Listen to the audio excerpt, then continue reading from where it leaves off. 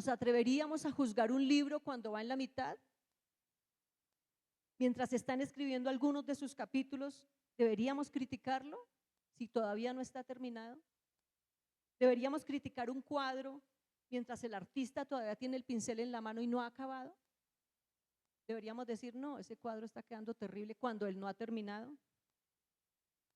Entonces, ¿cómo poder menospreciar a alguien cuando la obra de Dios en él aún está incompleta?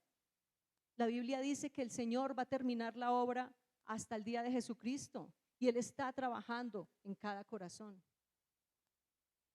A veces sentimos que nadie nos entiende. Mis padres no me entienden, mis hijos no me entienden, mi esposo no me entiende, mi esposa no me entiende, mis amigos no me entienden. Si estamos convencidos que muchos no nos entienden, ¿por qué tenemos que suponer que entendemos a los demás? Que entendemos las actitudes de otros. Probablemente están lidiando con cosas que tú ni te imaginas. Entonces, ¿qué no hacer? ¿Qué no hacer? Según el versículo 2, versículos 1 al 5, para no estar juzgando a los demás. Miremos por un momento Santiago, capítulo 2, versículo 13. Sin perder Mateo.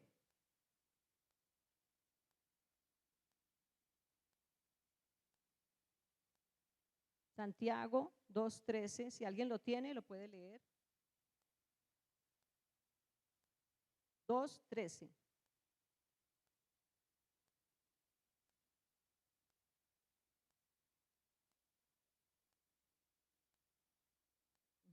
Aquí dice, juicio sin misericordia se hará con aquel que no hiciere misericordia. Entonces, si queremos tratar a los demás de una manera, así nos va a tratar el Señor a nosotros. Porque dice la Biblia, seremos medidos con la misma medida con que medimos a otros. ¿Ustedes recuerdan la parábola de los dos deudores? Eso está en Mateo 18, pero no lo vamos a tocar hoy porque me imagino que más adelante vamos a estudiar a fondo ese capítulo, pero solamente quería mencionarlo. No sé si recuerdan que era un rey que tenía dos deudores y el uno le debía unos denarios. Voy a ponerlo en nuestro contexto en plata colombiana. Uno le debía 10 millones y el otro le debía 1 millón. Cuando el rey vio que el otro no le pagaba, dice que vino y le dijo, te voy a vender a ti, a tu esposa y a tus hijos y te voy a meter en la cárcel porque cuánto tiempo hace que tú no arreglas esa situación y ya no aguanto más y no te soporto más y a mí me paga porque me paga. Y dice que este hombre se arrodillaba, se postraba, le suplicaba, perdóname, perdóneme rey, perdóneme la deuda, yo voy a cambiar, yo voy a arreglar esta situación, yo le voy a pagar. Y dice que el rey, movido a misericordia, dijo, sí, tiene esposa, tiene hijos, bueno, lo voy a perdonar la deuda. Pero este hombre salió y solamente estaba en la puerta cuando se encontró con otro que le debía plata a él, el millón. Este debía al rey 10 millones, el otro solamente le debía 1 millón. Y dice que lo cogía y lo ahorcaba diciéndole, págueme, págueme, págueme lo que me debe, ya no lo soporto más, usted nunca cambió, me haga un favor y arregla esta situación.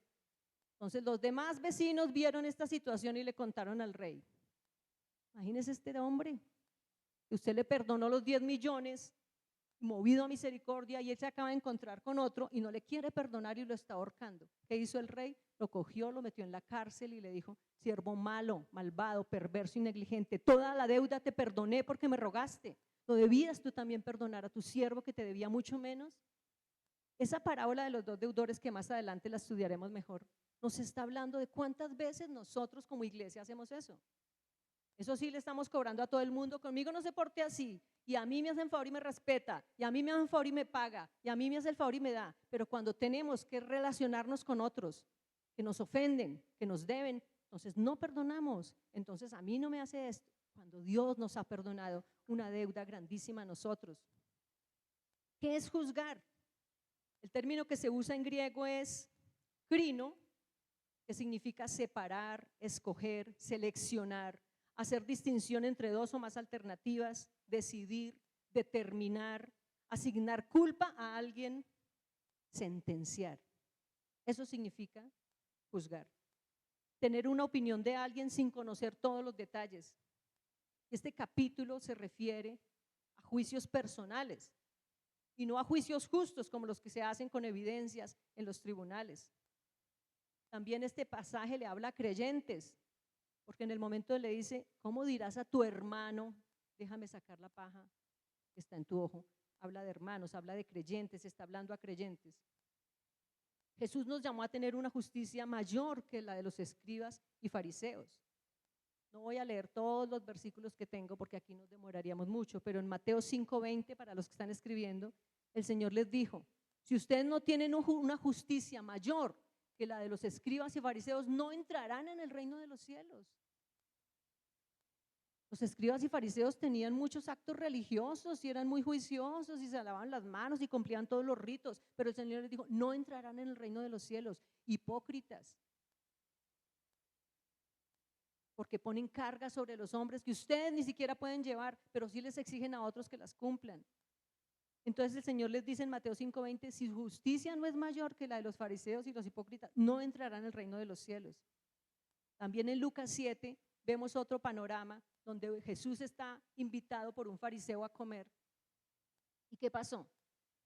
Llega una mujer con un frasco de perfume de alabastro y se postra a los pies, una mujer adúltera, una mujer pecadora, una mujer de mala reputación, y se postra muy tranquila a bañar los pies de Jesús con el perfume y a regarlo con sus lágrimas, a regar sus pies con sus lágrimas. ¿Qué sucedió en esa oportunidad? El fariseo estaba en una esquina y dijo, ¿qué es esto? Es esta falta de respeto. Si el maestro supiera qué clase de mujer es la que lo está tocando, parece que no es profeta, porque si supiera qué clase de mujer es la que lo está tocando, ya la hubiera sacado corriendo de aquí. ¿Y qué le dijo Jesús? ¿Qué le dijo al fariseo? Simón, estás totalmente equivocado, porque esta mujer está arrepentida, esta mujer está reconociendo su necesidad, está reconociendo su pecado, su falta, y está postrada aquí a mis pies. Pero tú, desde que entré en esta casa, ni siquiera me has ofrecido agua para beber, no me saludaste, no me diste beso. Pero los fariseos estaban ahí en una esquina juzgando. El fariseo juzgó a la mujer por sus hechos. Sí, Jesús la reprendió.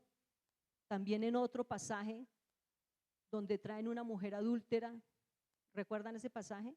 Estaba Jesús ahí escribiendo en la tierra, agachado, y vinieron todos los fariseos. Aquí le traemos a esta mujer que la sorprendimos en el acto mismo del adulterio. ¿Cómo hacemos, Señor? ¿Cómo empezamos a apedrearla? ¿De qué manera? ¿La enterramos? ¿Qué hacemos? Y el Señor no contestaba nada. Luego se dirige a la mujer y le dice, no, primero él le dice a los demás, si alguno esté libre de pecado, empiecen a arrojar las piedras sobre ella. ¿Qué pasó? Todos con la cabeza agachada les tocó salir, como perritos regañados, porque sabían que todos estaban actuando mal. Y después el Señor le dijo a la mujer, ¿dónde estaban todos los que te estaban señalando y juzgando y criticando y condenando? ¿Ninguno te condenó? Ella le dijo, no, Señor, ninguno. Dijo, yo no te condeno, pero vete y no peques más. Eso sí le hizo la aclaración, no peques más, como le dijo una vez a un enfermo, vete y no peques más, no sea que te venga alguna cosa peor. Pero estamos hablando de juzgar, de esa actitud que tenían los fariseos. Quebrantamos el mandamiento de Dios cuando solo hablamos de las faltas y errores de otros. Quebrantamos el mandamiento de Dios porque no nos ponemos en los zapatos del otro a ver por qué está actuando de esa manera. ¿Cómo quieres que Dios te mire y te mida? ¿Con generosidad? ¿Con bondad? ¿Con misericordia? En Lucas capítulo 6, versículo 31.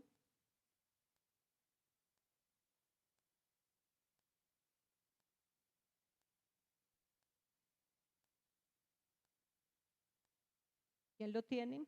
Lucas 6, 31.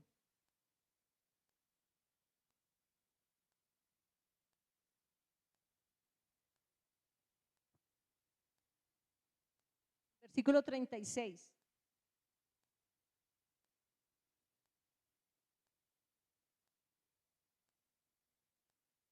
Exactamente. Sean misericordiosos porque ustedes están aquí, es por la misericordia del Señor, y traten a los demás como les gustaría ser tratados, dice el Evangelio de Lucas. Pero a veces somos más tolerantes con nuestro propio pecado que con los de los demás.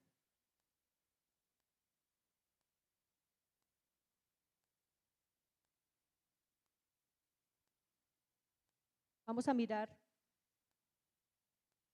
cómo estos fariseos habían formado su propio sistema religioso de acuerdo a sus normas moralistas y su forma de pensar, modificando la palabra revelada de Dios y acomodándola.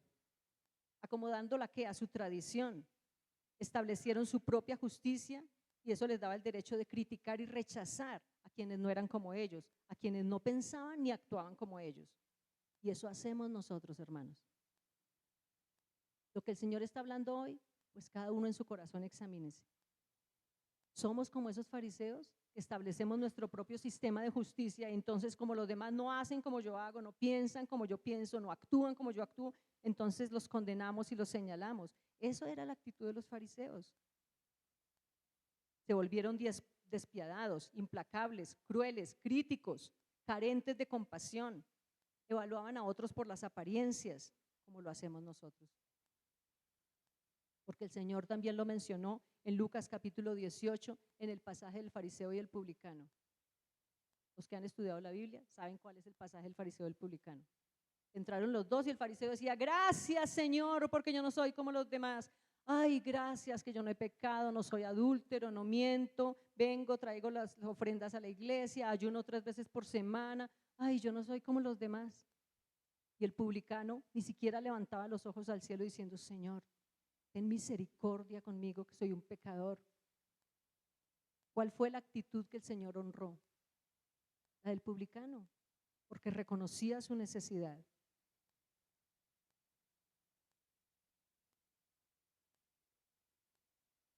Si alguien puede leer Juan 7:24, por favor,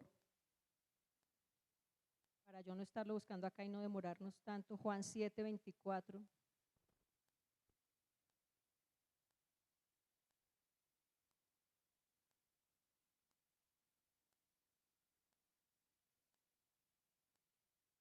Ese es Juan 7:24. Así es. De pronto era Lucas. Juan 7:24 dice ¿qué, Roger? Un justo juicio. Entonces no podemos estar juzgando como los fariseos según las apariencias. Ahora vamos a leer en nuestro capítulo de hoy en Mateo, desde el versículo 3, vamos a leer los versículos 3 y 4 nuevamente. Mateo 7, 3 y 4. ¿Y por qué miras la paja que está en el ojo de tu hermano y no echas de ver la viga que está en tu propio ojo? ¿O cómo dirás a tu hermano, déjame sacar la paja de tu ojo y aquí la viga en el ojo tuyo? Hipócrita, saca primero la viga de tu propio ojo y entonces verás bien para sacar la paja del ojo de tu hermano. Algunos pecados son como una paja, otros son como vigas. Algunos son como un mosquito, otros son como un camello. Pero no es que unos pecados sean más grandes que otros. Todos los pecados son peligrosos, dolorosos, traen consecuencias, aunque hay unos que traen unas consecuencias mucho más grandes. La paja que habla aquí la Biblia, o brisna, es una palabra en griego que es karpos, que significa rama o astilla. Cuando usted se le mete algo en el ojo, ¿cómo se siente? Desesperado, inquieto, incómodo. Es fastidioso. Y empezamos a ver todo borroso porque nos sale lágrima y no sabemos cómo quitarnos eso, no la encontramos, nos volteamos el ojo y no la encontramos. Las cosas se ven borrosas. Con una paja. Ahora con una viga, aunque el Señor está haciendo aquí, obviamente está usando una figura literaria que se llama la hipérbole, que es exageración, y estaba diciendo una viga, pues obviamente una viga en un ojo no puede estar, pero el Señor lo quería mostrar es, ¿usted quiere ir a las minucias del otro cuando usted tiene unas cosas con las que lucha también? Una viga no nos dejaría ver nada, nos deja ciegos. La paja se puede disimular, puedo poner unas gafas oscuras y salgo con el fastidio y todo, pero una viga, cuando practicamos la crítica destructiva corremos el riesgo de ver con claridad las faltas insignificantes de otros. Eso es lo que hace la crítica. Entonces, ¿qué no hacer? ¿Qué no hacer? No podemos juzgar como los fariseos, ni estar tratando de sacarle a los demás y criticando las pequeñas pajas que tienen. Nuestro juicio siempre será parcial, pues nunca tenemos todas las evidencias necesarias para dar un juicio cabal. Por naturaleza somos parciales, arbitrarios y subjetivos en nuestros juicios.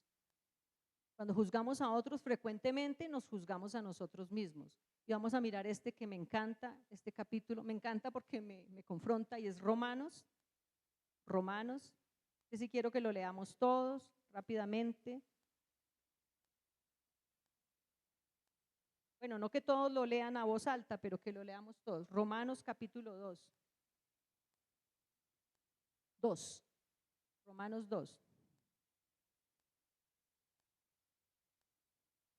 ¿Me avisan si ya lo tienen? Romanos 2, del 1 al 3. Por lo cual eres inexcusable, oh hombre, quien quiera que seas tú que juzgas.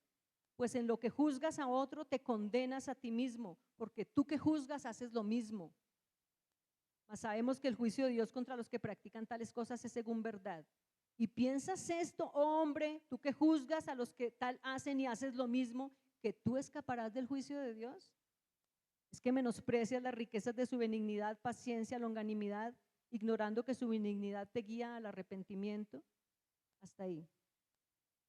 Tú que juzgas haces lo mismo, ¿crees que escaparás del juicio de Dios? Eres inexcusable, está diciendo Romanos 2, del 1 al 3. Tampoco pretendamos ser maestros. Miremos Santiago capítulo 3. Santiago capítulo 3. Porque como buenos fariseos a veces creemos que no las sabemos todas. Santiago 3, 1 y 2, ¿qué dice?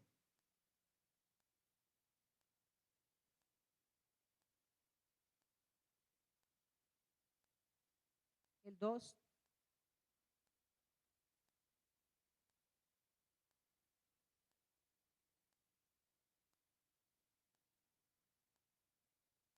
Entonces, ¿qué está diciendo aquí? No os hagáis maestros. No pretendan que se las saben todas. No piensen que se las saben todas y entonces nos sentimos y creemos que somos jueces mayor que Dios. Dice, todos ofendemos muchas veces, ninguno nos escapamos. Y si alguno dice que no ofende en palabra, pues es una persona perfecta que ya debería estar en el cielo. En una cirugía puede haber muchas personas, ¿verdad?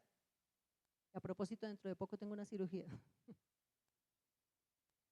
En una cirugía puede haber muchas personas, instrumentadores, enfermeros, enfermeros asistentes, anestesiólogos, técnicos quirúrgicos.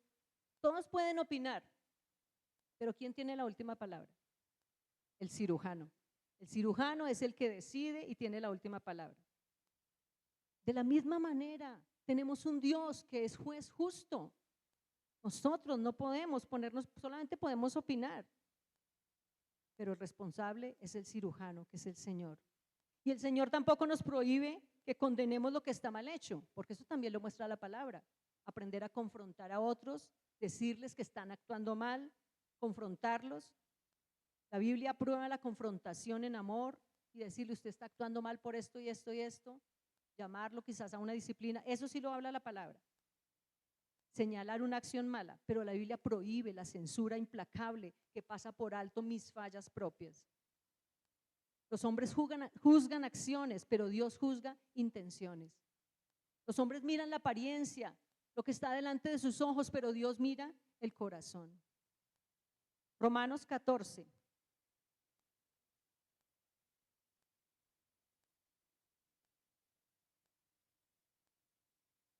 Romanos 14, versículo 4, 10, 12 y 13. ¿Quién lo quiere leer? Romanos 14, 4, 10, 12 y 13.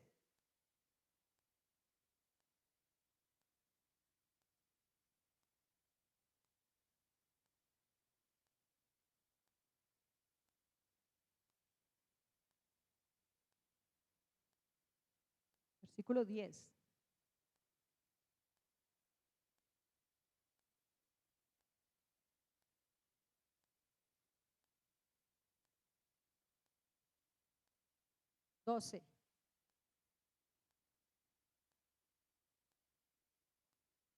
Y 13.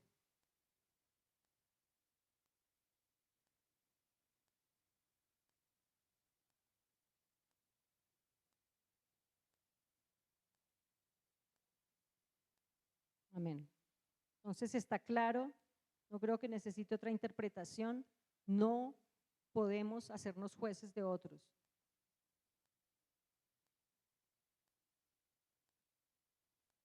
Voy a leer uno que está en Santiago 4, este sí lo voy a leer yo acá, dice: hermanos, no murmuréis los unos de los otros. El que murmura del hermano y juzga a su hermano, murmura de la ley y juzga la ley. Pero si tú juzgas la ley, no eres hacedor de la ley, sino juez. Y uno solo es el juez, es el dador de la ley que puede salvar y perder. Pero tú, ¿quién eres para que juzgues a otro? Eso está en Santiago 4, 11 y 12 para los que lo quieran leer. ¿Tú quién eres para que juzgues a otro? Tú no eres el juez. Entonces, todo esto que acabamos de ver creo que quedó más que claro y evidente lo que nos habla la palabra acerca de no juzgar. Primer punto, ¿qué no hacer? No podemos juzgar a otros, está muy claro en la palabra. Segundo punto, ¿qué hacer? ¿Qué hacer? Vamos a nuestro capítulo de Mateo 7.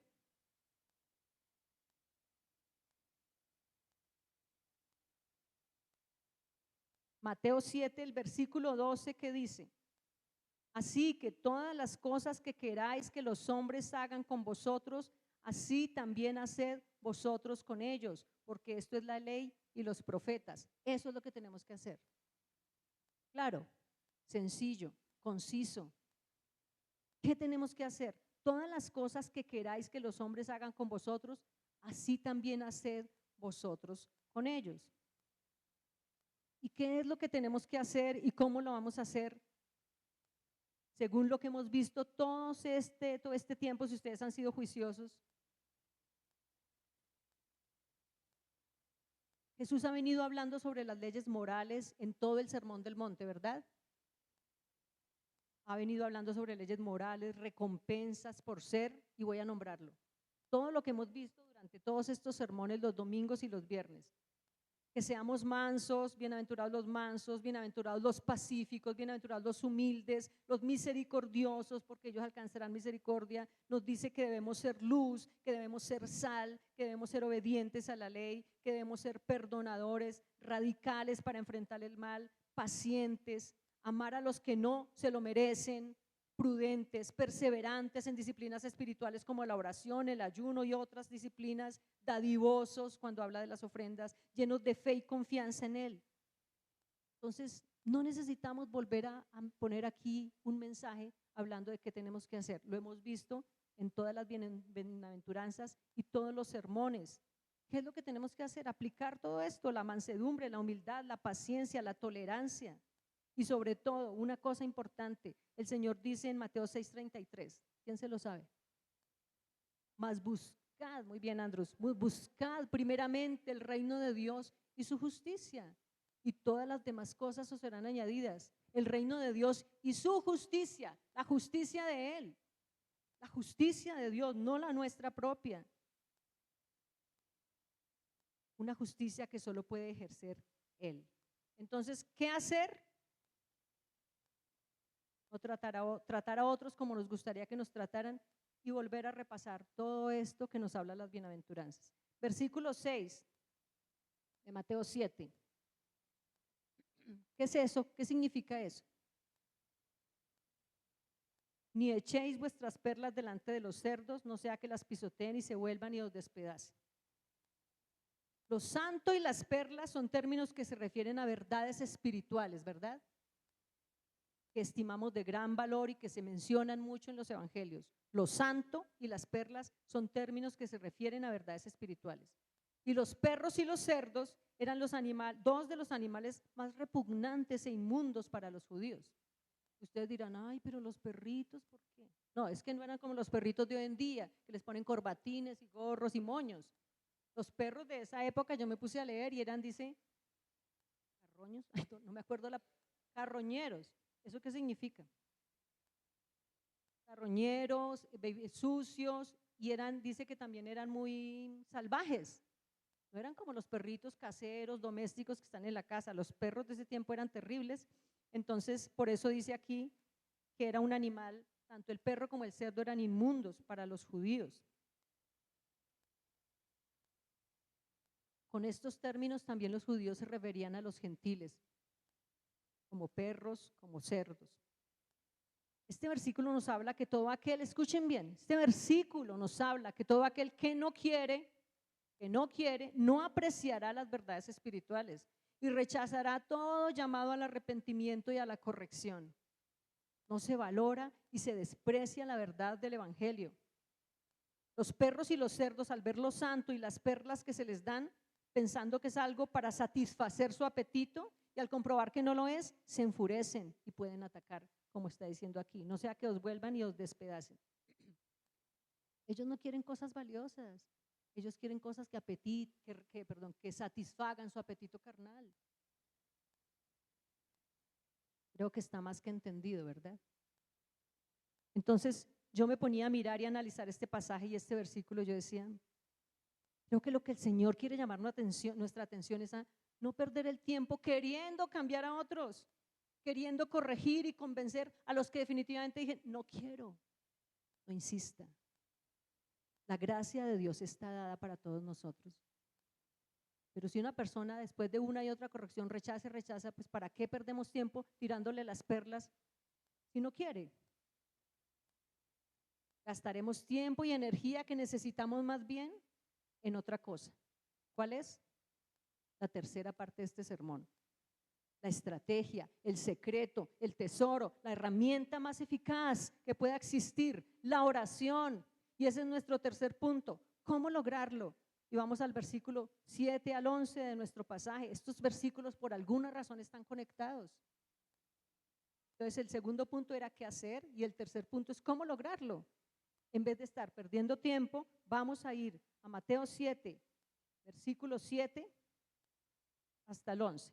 Pedid y se os dará, buscad y hallaréis, llamad y se os abrirá, porque todo aquel que pide recibe, el que busca halla y al que llama se le abrirá. ¿Qué hombre hay de vosotros? Si su hijo le pide un pan, ¿le dará una piedra? ¿O si le pide un pescado, le dará una serpiente? Pues si vosotros siendo malos sabéis dar buenas dádivas a vuestros hijos, ¿cuánto más vuestro Padre que está en los cielos dará buenas cosas a los que se lo pidan? Y en el pasaje de, creo que es Lucas, este mismo pasaje también está y dice, ¿cómo Dios no les dará el Espíritu Santo a los que se lo pidan? ¿Cuáles son las cosas buenas que Dios nos ha dado? El Espíritu Santo, que es el que nos guía a toda verdad, que es el único que nos puede convencer de pecado, no nosotros como jueces, el Espíritu Santo es el que nos guía a toda la verdad, es el que convence de pecado, de justicia y de juicio a todo ser humano. Entonces vemos aquí en este pasaje de Mateo 7, del 7 al 11, tres imperativos del tiempo presente que expresan ¿qué? Acción repetitiva o continua. Pedid, buscad, llamad. Sugiere un continuo solicitar, buscar, insistir. Ya vimos que Jesús hizo un gran énfasis sobre la oración, que eso ya pasamos por ahí, en Mateo 6, del 5 al 15, cuando habla del Padre Nuestro y todo eso.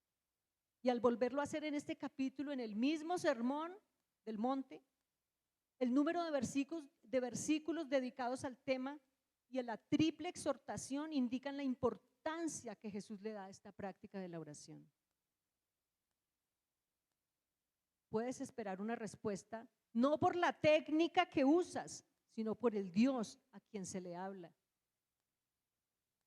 Y escuchen esto también, hermanos, Dios no nos da todo lo que pedimos, porque algunas personas usan estos versículos para decir, pidan, y se les va a dar tal cual ustedes pidan. Busquen y van a encontrar lo que ustedes quieran. No, eso no es así, porque en otras partes de la palabra nos dice que si no pedimos conforme a su voluntad, en Romanos 8:26 dice, ustedes no saben pedir como conviene, pero para eso está el Espíritu Santo que nos guía a pedir como conviene. En Santiago 4:3 también nos dice que, creo que es Santiago 4:3 que dice que pedimos y no recibimos porque pedimos mal para gastar en nuestros deleites. Y debemos pedir es conforme a la voluntad de Dios. Así que hermanos, la oración persistente nos enseña la necesidad de depender de Dios.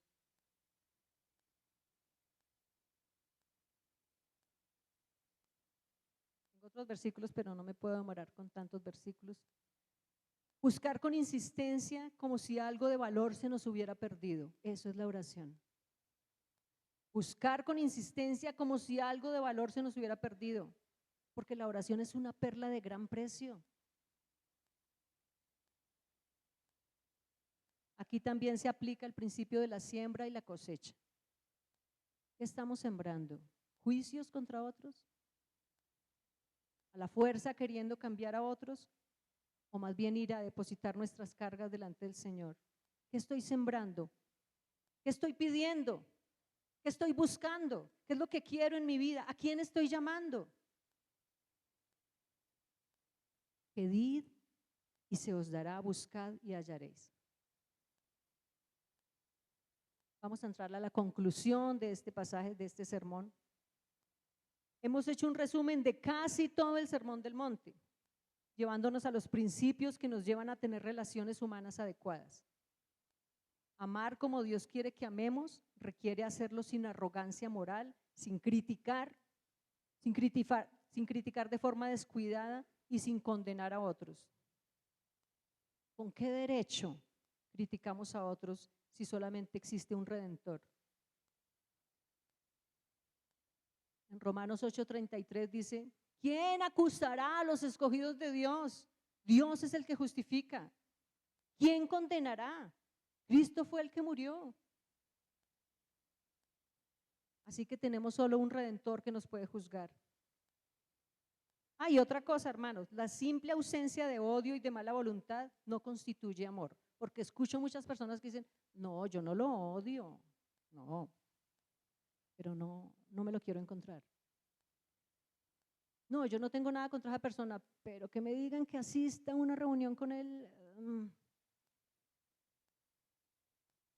Si leemos toda la palabra y leemos Primera de Juan y las cartas de Juan y lo que significa el amor, vamos a entender que estamos completamente equivocados cuando decimos, no, yo no odio a nadie, pero me gustaría no encontrarme a esa persona, no compartir con esa persona, no trabajar con esa persona. El amor se expresa y es una decisión, no un sentimiento. Entonces no esperes que la persona que te ha hecho daño tú digas, ay, siento un alivio, unas ganas de regalarle una chocolatina y de invitarlo a comer. Eso no lo vas a sentir porque te hicieron daño, pero es una decisión de obedecer la palabra de Dios, obedecerla. También hay un versículo que dice, mirando cada uno a los demás como superiores a él mismo. ¿Tú eres capaz de mirar a otro como superior a ti? ¿Decides amarlos y dejar tus quejas contra ellos mejor delante del juez justo? ¿Decides perdonarlos? ¿Decides estar pidiendo, buscando y llamando continuamente al Señor en oración? Mira, hermanos, pedir es muy fácil. Personas en la calle se paran, piden una moneda y seguramente muchos se la dan. Pedirle al Señor algo, pues, Señor, te pido que bendigas esta arepa que me voy a comer hoy. Pero buscar es un poco más difícil. Por eso no quiero que seamos livianos en la oración. Pedir es muy fácil. Pero buscar es que me tengo que ir a buscar, a escudriñar, a indagar, a escarbar, a suplicar, a rogar. Y llamar, pedir es fácil, buscar cuesta más, pero llamar es quizás encontrar una puerta cerrada y tocar y tocar y tocar y persistir, insistir, perseverar, porque la Biblia puede dar 1000 versículos aquí que nos hablan de la perseverancia en la oración. Como la mujer era que estaba en su casa con su hijo acostada y llegó el que le llegó una visita y dice que a medianoche le tocaba, por favor, ábrame, por favor, es que me llegó una visita de noche, necesito que me preste 3 panes, por favor. Eso nos habla de perseverancia, de persistir. Todas las formas del verbo griego en las descripciones del amor resaltan acción. Eso está en 1 Corintios capítulo 13. Y para terminar, quiero leerlo. 1 Corintios 13, solamente del 4 al 7.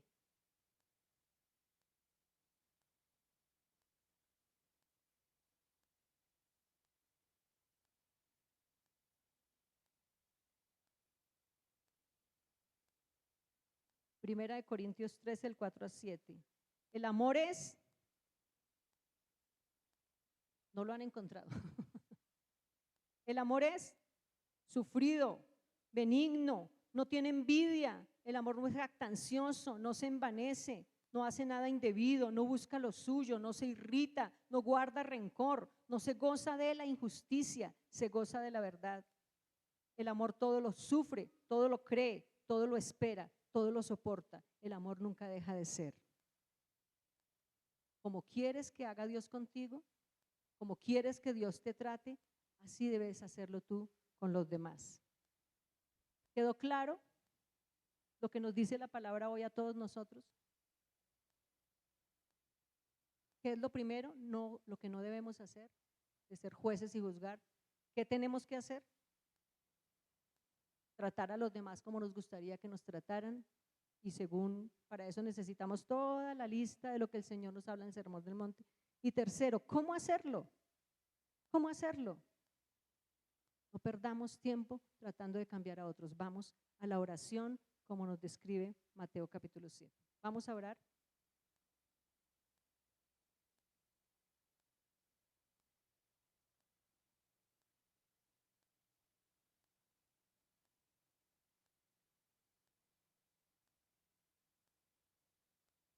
Señor, tu palabra dice en 1 Juan 3:22, y cualquiera cosa que pidiéremos, la recibiremos de Él, pero porque guardamos sus mandamientos y hacemos las cosas que son agradables delante de Él. Y en 1 Juan 5:14, esta es la confianza que tenemos en Él, que si pedimos algo conforme a su voluntad, Él nos oye. Señor, te damos gracias por esta palabra que tú nos has hablado hoy, tan clara, tan concreta. No hay que ponerle más arandelas, no hay que ser muy doctos para poder identificar qué es lo que nos quieres decir. Espíritu Santo, tú eres el maestro. Espíritu Santo, tú eres el que guía a toda verdad. Espíritu Santo, tú eres el que convence de pecado, de justicia y de juicio. Te pedimos perdón porque muchas veces pasamos por alto Mateo 7 y nos hemos convertido como los fariseos en jueces,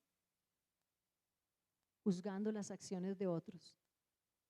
Llévanos, Señor, mejor a estar postrados a tus pies, exponiendo nuestras quejas y suplicando una transformación. Señor, gracias te damos por todos esos pasajes que mencionamos hoy, como la mujer que derramó el perfume a tus pies, una mujer adúltera, como la mujer adúltera que todos querían arrojar la piedra sobre ella, como el fariseo y el publicano.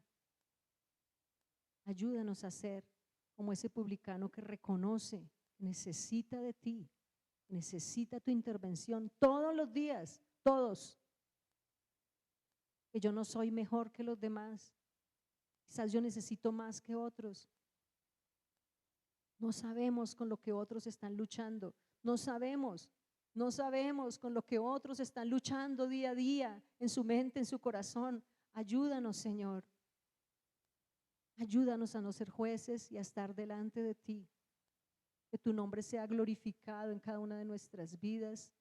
Yo pido que esta palabra sea como clavos hincados en nuestro corazón, porque la palabra de Dios es viva y eficaz y más cortante que toda espada de dos filos, que penetra hasta partir el alma y el espíritu, las coyunturas y los tuétanos, y discierne los pensamientos y las intenciones del corazón. Y no hay nada que no sea manifiesto en su presencia, porque todas las cosas están desnudas y abiertas ante los ojos de aquel a quien tenemos que dar cuenta.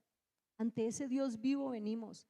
Con esa palabra, Señor, en nuestro corazón, ayúdanos a vivirla, a aplicarla, a tomar decisiones radicales, Señor, de postrarnos, a orar, a venir delante de ti, a pedir, a buscar, a llamar. Porque si nosotros como padres, si nuestro hijo nos pide algo, la mayoría de veces se lo damos, si le conviene. ¿Cuánto más, dice tu palabra, el Padre Celestial, cuánto más tú nos darás lo que te pidamos de acuerdo a tu voluntad? ¿Cuánto más tú nos darás el Espíritu Santo para que nos guíe en todas nuestras decisiones? Aquí estamos, Señor. Aquí estamos una vez más. Te ruego que tu palabra halle cabida en nosotros y lleve un fruto abundante. Que no seamos oidores olvidadizos, Escuchamos la palabra y se nos olvida, que podamos aplicarla, Señor. Es nuestro clamor por nosotros, por nuestras familias, por los que están afuera, por los otros hermanos de esta congregación que no están aquí. Te lo pedimos con acción de gracias, Señor. Amén.